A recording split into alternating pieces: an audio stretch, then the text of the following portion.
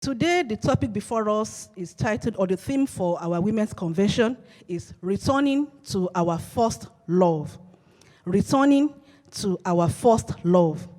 When we say return to our first love, what do we mean? We are going to unpack all the words in this topic. What does it mean to return? It means to go back to a place or to a person. Going back to a place or to a person. And what is love? Love can simply mean an intense feeling of deep affection. Intense feeling of deep affection. And first love, it means the first person to be the object of your deep affection. The first person to be the object or the center of your deep affection. As women, as married people, we can relate to this. I'm sure if you can just reflect back on when we first began, when we were in courtship, we can all testify how intense the love was, how fresh it was, how we could not get enough of ourselves, ever calling, wanting to be around each other. That is first love.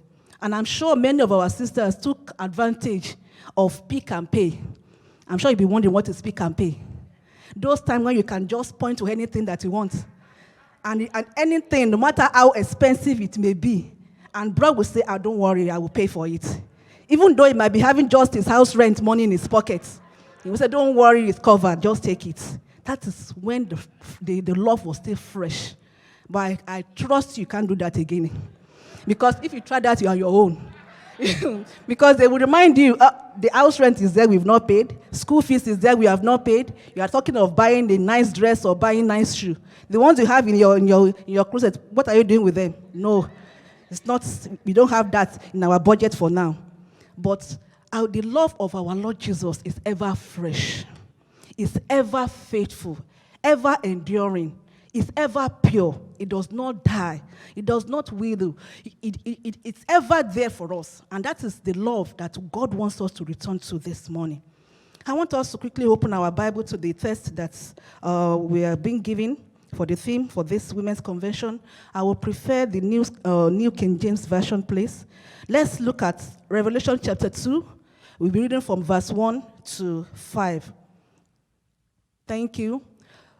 To the angel of the church of Ephesus, writes, "This thing says he who holds the 7 stars in his right hand, who walks in the midst of the 7 golden lampstands. I know your works, your labor, your patience, and that you cannot bear those who are evil. And you have tested those who say they are apostles and are not, and have found them liars." Verse 3, and you have persevered and have patience, and have labored for my name's sake, and have not become weary. Nevertheless, I have this against you, that you have left your first love. Remember, therefore, from where you are fallen, repent and do the first works, or else I will come to you quickly and remove your lampstand from its place, unless you repent. I pray that the Almighty God will not remove our lampstand in the mighty name of Jesus. If you're in the Sunday school service today, you will remember that we are being told that there's a place that is prepared for those that will not have their name written in the book of life. It's not a good place to go to.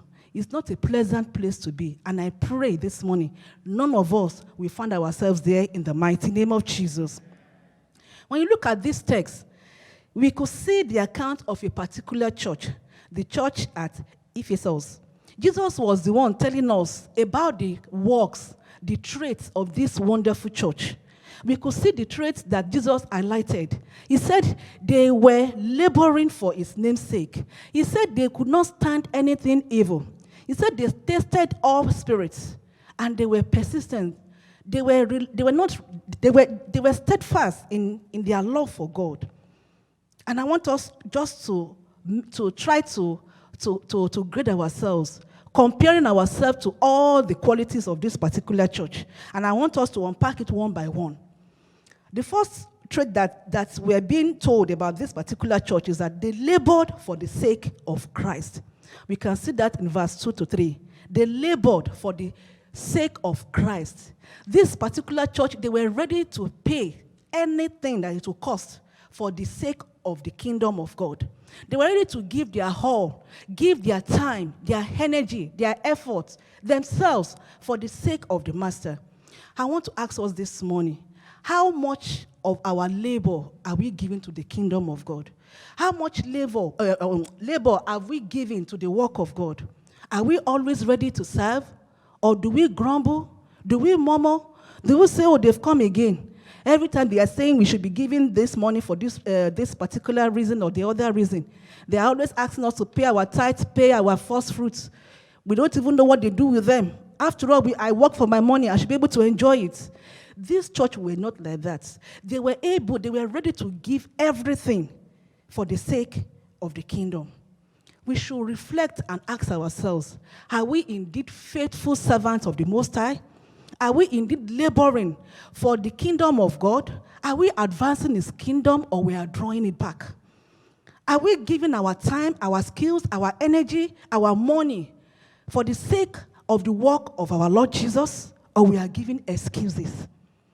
I pray that this morning, the Holy Spirit will help us to begin to undo every bad habit or bad behavior that we have imbibed in the mighty name of Jesus. We will begin to give freely for the sake of the master. Nothing great happens by chance. It is hard work. It costs something. For this beautiful place where we are, it costs money to put it together.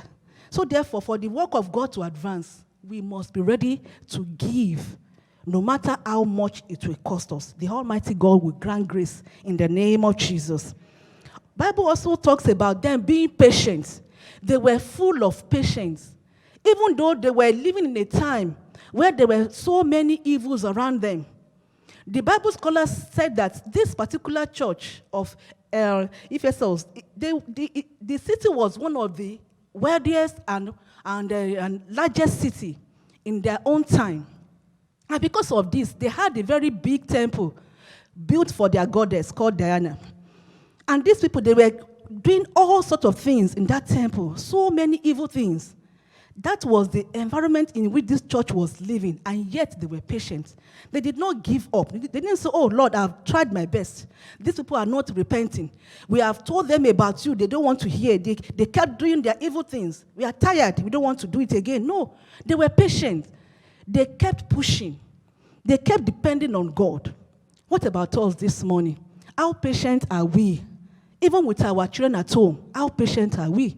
With our spouses, with our neighbors, with our colleagues, how patient are we? Are we full of anger? Are we quick to throw the towel? Are we quick to complain? Let us check ourselves this morning as God's people and ask, how patient am I, even on waiting on the promises of God? Our God is a faithful God. He does not relent on any of his promises. If he has said he will do something, he will do it. I want to tell us this morning, no matter what we are facing, no matter what we are believing God for, wait on God. Wait on his promises. He will come through for you in the mighty name of Jesus. Now, the third thing that we could see from this particular church is that they hated evil. They did not in any way stand for any evil. They spoke against the evil in their land. They were not keeping quiet. Are we justifying evil? Are we justifying the things that are happening around us that are not normal? Are we saying, no, it's one of those things. We are in a civilized world. Things are changing. People are changing. They are becoming more civilized, so let them be. So many evils are going around us. What are we doing about them? Are we speaking against them? Or we are trying to pamper those people that are engaged in it? We can do so many things to be able to speak against evil. We are not condemning anyone, but we do it with love and with patience, telling them that this is not what God wants. This is what God wants. And I pray this morning that the Almighty God will help us. We will no longer be afraid of people, of their faces. Let's see what the book of Jeremiah chapter 1 verse 8 says. Jeremiah 1 verse 8. It says, do not be afraid of their faces, for I am with you to deliver you, says the Lord. We must not be afraid of what people will say, what they will think about us. As long as something is evil, let us receive boldness to speak against it. But we must do it with love and with patience. We must not be judgmental, but we must tell the truth at all times. Colossians 3, verse 22 to 23, let's quickly read it. Colossians 3, 22 to 23. He says, bond servants, obey in all things your masters according to the flesh, not with eye service as men pleasers, but in sincerity of heart, fearing God. We must not be men pleasers. We must be God pleasers. We must do everything to the glory of God, in fear of God. Men can only kill the flesh. They can't kill the spirit. But we should fear the one who is able to cast both the body and even the spirit into hell. We should be bold to tell the people around us that is engaged in one evil or the other the truth. And the fourth thing that the church did was that they tested all spirits. They tested all spirits. This church was a matured church. They were not carried away by all forms of doctrines. So many false prophets are around us nowadays. They are all around doing false miracles, and people are running helter-skelter, looking for one prophet on the mountain, one in the valley. We should be careful that we don't run after all this, because there's nothing in them. The end is destruction. We should be careful to stay wherever God has placed us and grow in that place. We should not allow ourselves to be tossed by anyone's philosophies or eloquence. So many years ago, while I was still very young, we were having a church. It was like a fellowship. A particular man of God came to minister. And this man of God was so charming, so full of charisma, so confident, so eloquent. There's no how he will preach and you will not be carried away if you are not careful. So we had a program one day, and this man was preaching. Everybody was happy. People were jumping. And then I said, okay, if you're looking unto God for one or the other, come out and let me lay my hands on you. Everybody rushed out. That day I wanted to go out too, because Will does not want a miracle. I was saying, this powerful man of God, I want him to also lay his hands on me and pray for me. But how they check in my spirit not to go? I was even telling myself, are you okay? People are going for miracles. You are saying you don't want to go. I was telling God, Lord, have mercy upon me. Don't let me miss my miracle today. People rushed out and they were all prayed for. He laid hands on them. But a few months later, began to hear stories of how this so-called man of God wrecked homes, destroyed families, destroyed marriages because of his evil acts of adultery and every other thing. Only God knows what must have passed on to people that he laid his hands on that day. But God saved me. We should be able to test every spirit. Don't be carried away by people's eloquence, but by how they could talk, by how they could tell stories. We should be careful. We should test. Whatever they are saying, are they living it? Check their life. The Bible said, by their fruits we shall know them. Check how they talk. Check what they say, how they behave. You'll be able to know if indeed they are true men of God or not. I pray that the Almighty God will help us. We will not fall into the trap of the wicked ones in the mighty name of Jesus. Lastly, they are spiritually alert to decode lies and were not relenting. They were awake to be able to know if these people are genuinely called by God, and they did not give up on serving God. They were always there to do whatever God has asked them to do. They did not allow the enemy to lie to them. Remember the story of Samson? Even though Delilah was trying to deceive him, and she was telling him what she had in her heart to do, yet Samson was so carried away that he could not decode the plans of the enemy, and he fell terribly. I pray that the Almighty God will help us. We will not fall in the mighty name of Jesus. Now, if we were to judge ourselves by all these standards, how many of us will be able to stand? If we were to judge ourselves by all the qualities of this particular church, they were alert, they were not relenting, they were able to test all spirits, they were laboring for the sake of the master. How many of us will be able to stand? It means we all have a great way to go. We have a long way to go, and we should start examining ourselves. That where am I slacking? Am I really serving you with all my heart, with all sincerity, or I'm doing it just to please men, or I'm doing it just to show off, or to pretend to be a child of God. The Almighty God will help us in the name of Jesus. Now, if you look at verse 4 of that particular text that we just read just now, verse 4 of it, we could see that Jesus pointed out the shortcoming of this particular church. With all their great works, with all their devotions, Bible said, Jesus said, even though I've seen all that you have done, nevertheless, I have this against you, that you have left your first love. And he said something else. He warned them. He said, therefore, go back to where you are falling and repent and do the first works. He said, or else I will come to you quickly and remove your lampstand from its place unless you repent. If we are to judge by our own human reasoning, you will say this particular church, they have tried. They got 9 out of 10. That is a good mark, right? But before God, it's not good enough. God wants 100% because he gave 100% of himself. He gave his only begotten son, the only son that he had, for our sake, for us to be reconciled back unto him. And Jesus also gave 100% of himself by going to that cross to die for me and to die for you. So likewise, Jesus wants us to give our 100%. He wants us to give everything. True love is not cheap. It's very expensive. True love will cost us. It will cost our time, our resources, our skills, our energy. It's a sacrifice, and we must be ready to give. Because the Almighty God gave that same love, 100%, not 90 over 100% of his love. He gave his all to us. So what is this love that we are talking about to return to? Let's see the book of Deuteronomy chapter 10, verse 12. Chapter 10, verse 2. It says, and now, Israel, what does the Lord your God require of you?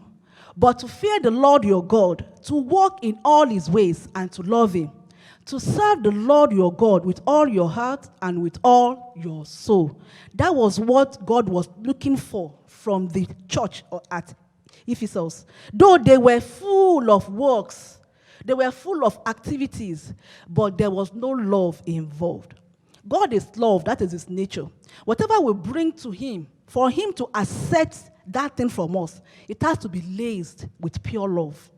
It has to be laced with a total love. That is the only time when God can receive anything that we bring. May it be our offering, our tithe. If it is brought with grumbling, with murmuring, is a waste of time. But when we bring it with a joyful heart, with a heart to express our love, our real love for our master, then it is being taken from us and blessings follow. So therefore, God is telling us this morning, this is one thing I require from you. This is one thing I want from you, that you will love me. Because that is the summary of that particular verse. That you love me sincerely. That you love me with a pure heart. Because when you love God, you will fear him. You will serve him well. You will walk in his ways. And you will do it with all your heart. God is talking to us this morning that we should come back to him with true love. We should come back to our first love for him. When we first gave our life to Jesus, we knew how we were. How we were so fervent, how we were up and down, doing things for God. But now, how are we? We should ask ourselves, how are we? How is our service, our walk with God? Is it still with pure hearts, with pure love, with total love, or with grumbling and complaining? I pray that we will not labor in vain in the mighty name of Jesus. God is telling us this morning, come back to me. Because he said, if you don't come back, then I will come to you quickly, not to embrace you, not to bless you, but to do what? To remove your lampstand. You know what that means? Total darkness. Because light gives vision. Light gives strength. Light gives joy. Light gives direction. But when someone is in darkness, that person is done already. I pray that the Almighty God will not remove us from himself in the mighty name of Jesus. Whatever it will take him to make us to be established in him forever. The Almighty God will do for us in the mighty name of Jesus. Now, let's quickly see, because of our time, what are the signs to show that we have left our first love? Many of us may be thinking, I'm still okay. I'm still doing good. After all, I pray every day. I read my Bible. I still give. But let's check. Are we still in that real love, or we have left that real love for our Lord Jesus? Number one thing that we will see as a sign that we have left or we are leaving our first love is that when we begin to lose interest, when we begin to lose interest in praying and studying of the Word of God, when it becomes a burden for us to carry our Bible, to study it or pray. We all remember when we first gave our life to Jesus, we could pray for hours. We could study the Word of God for hours, and we do it cheerfully with joy. Nobody has to push us or hype us up. We go by ourselves. We look for a quiet place and we study for hours. We pray through the night. But how are we doing it now? Are we still doing that, or we are relenting? Are we still doing that, or we have even forgotten? Let me just give myself as an example. Sometimes during this year, I was running a program that was taking my time. I had to study for hours, sometimes through the night, studying for exams, for tests, for assignment, and all that. And I realized that I was not even having my quiet time as I ought to. I had to tell the Lord, Lord, help me. Many times I would set my alarm and I would sleep off. I would not even remain. I would not wake up. I had to tell the Lord, Lord, Holy Spirit, take away sleep away from me. Anytime I'm supposed to get up and do my own personal night vigil, let that sleep vanish by fire, by force. Whatever it will take, no matter how much I try to sleep, take it away. And it helped me. Because I would just wake up and my eyes would be so clear, full of energy, and I'll be able to do what is required of me. And that is what I will call Holy Ghost slap. Yes, I had to pray for that Holy Ghost slap. Maybe some of us will need that Holy Ghost slap this morning. Because we love our bed so much. Especially in this winter, when our blanket is warm, you don't want to leave your blanket. But we need to wake up. We cannot run on empty tank. No car can run on an empty tank. The engine will knock. We need to go back to our first love to be recharged.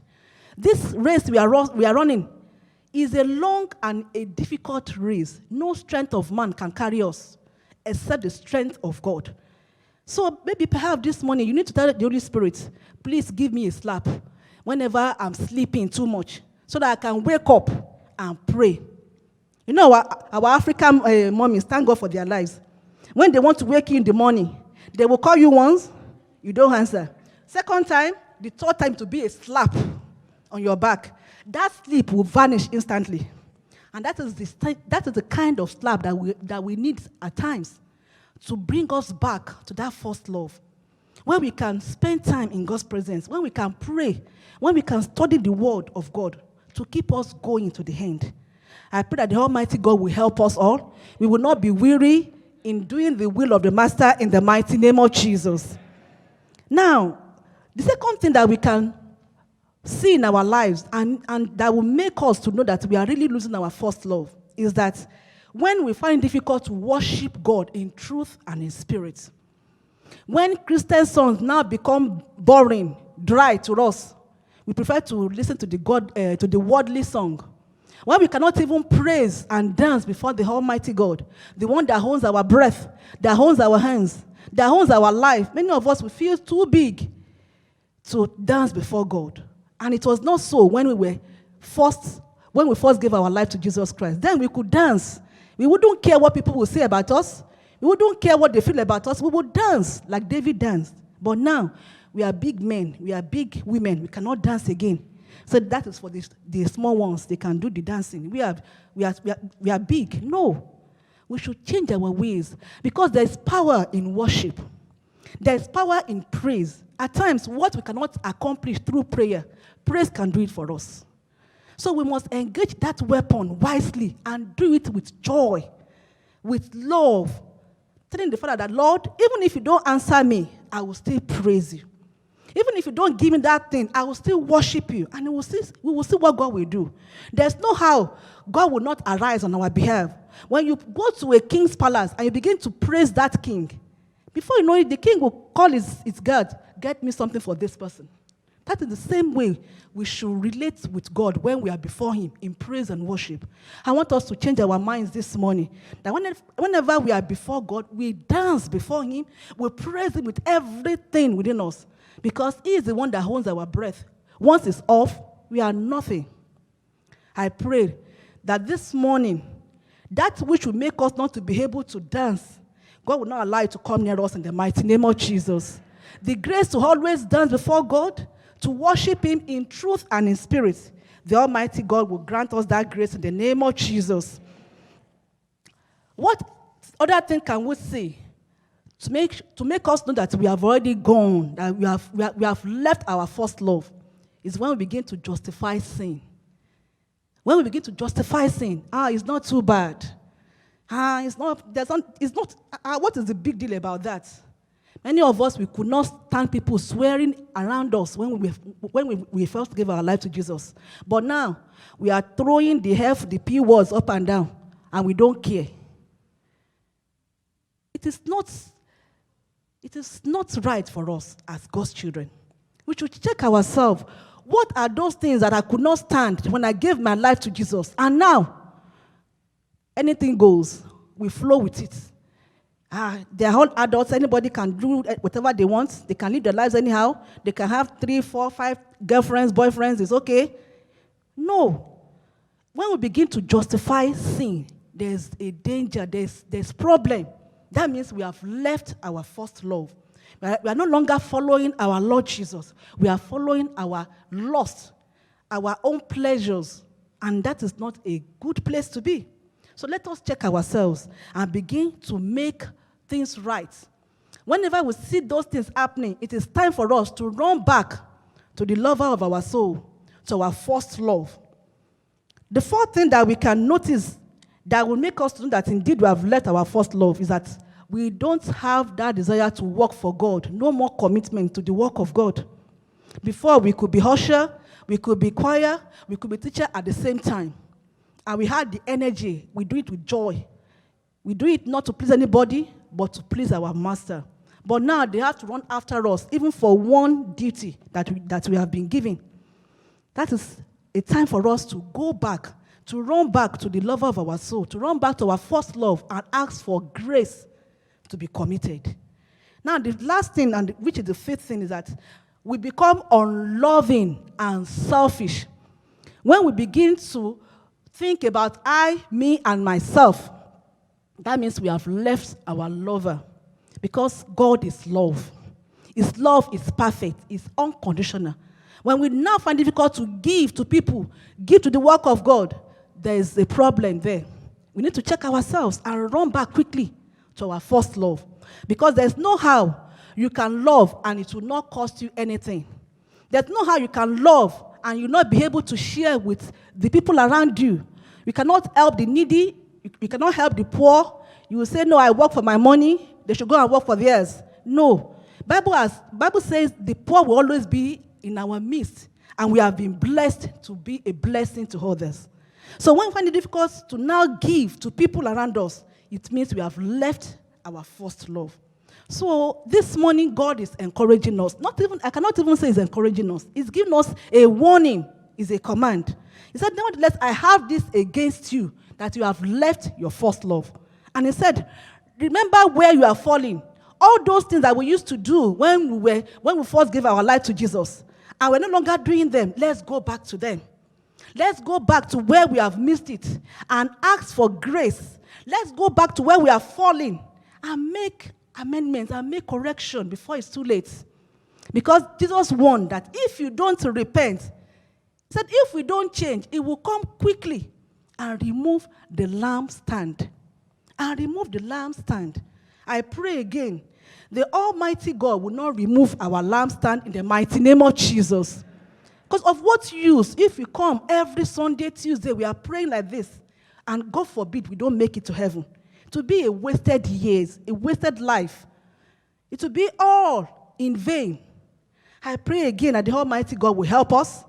He will, by His strength, or put us to the end. We will make it to that glorious home in the name of Jesus. In conclusion, we may be praying, we may be fasting, we may be reading our Bible, but if it's not done out of a pure, real love, then it means we are deceiving ourselves.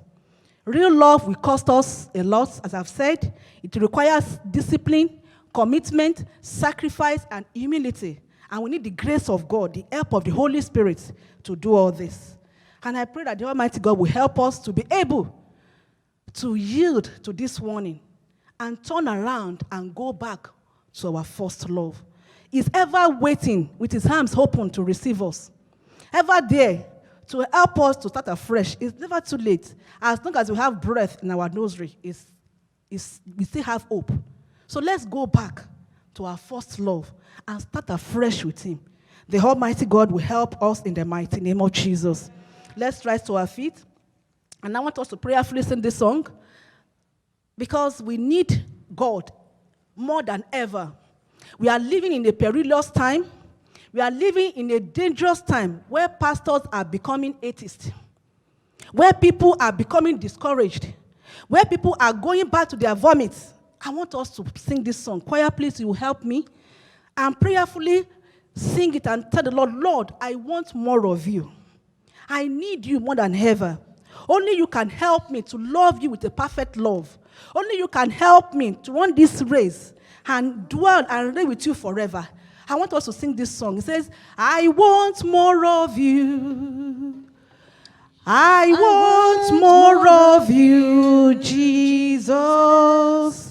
The more I know you, the more I want to know you, Jesus. More of you. I want more of you.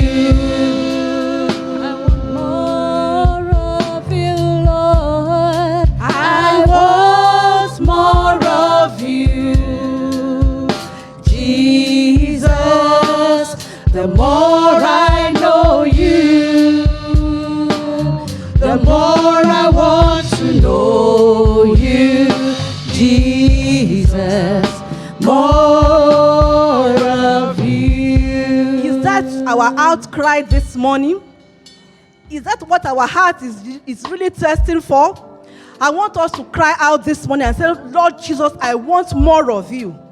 I want more of you, more of your love in my heart, more of you in my heart, more of you in my life. I can't do it all by myself. I need your grace. I need your strength. I need your wisdom to serve you in a way that is pleasing unto you. I don't want to serve you in vain. I don't want to labor in vain. I don't want to end up in hell. I need more of you. Sweet Holy Spirit, I need your help. Please come into my life afresh. Have mercy upon me. Have mercy upon me wherever I've fallen, wherever I've left my first love, wherever I've left you behind. My Lord Jesus, have mercy. Have mercy upon me. I want us to cry unto the Lord this morning. He's speaking unto us expressly, and He's telling us that come back quickly, oh daughter. Come back quickly, oh son, to your first love. Come back. Don't let it be too late for you. The Lord is come upon you. It's come upon me this morning. Let's ask for grace. Let's ask Him, Lord, I want more of you. Come into my life. Help me to do your will. Help me to do your will in the name of Jesus. Give me grace to serve you with all my heart, with all my soul, with all my strength. Remove every lie of the wicked ones, every stumbling block, everything that the enemy has put in my path that will not allow me to serve you the way that you want me to serve you. In your mercy today, remove them. Pour yourself in me afresh. Quicken me, Lord. Quicken me. Quicken my spirit to begin to live according to your will. Let your purpose be my purpose. Let your will be my will. Let your heart be the heart that I will have. Come into my life afresh. Reveal yourself unto me afresh. Empower me to do your will. Thank you, everlasting Father. We give thanks unto your holy name. For in Jesus' name we have prayed. Father, in the mighty name of Jesus, we are here before you this morning. We appreciate you for your love that you have towards us, that you have brought us to express your heart to us, to remind us of our first love, and to help us to know that we have to go back now before it's too late. We commit ourselves into your hands afresh. We ask for mercy. Wherever that we are falling in your mercy, please forgive us in the mighty name of Jesus.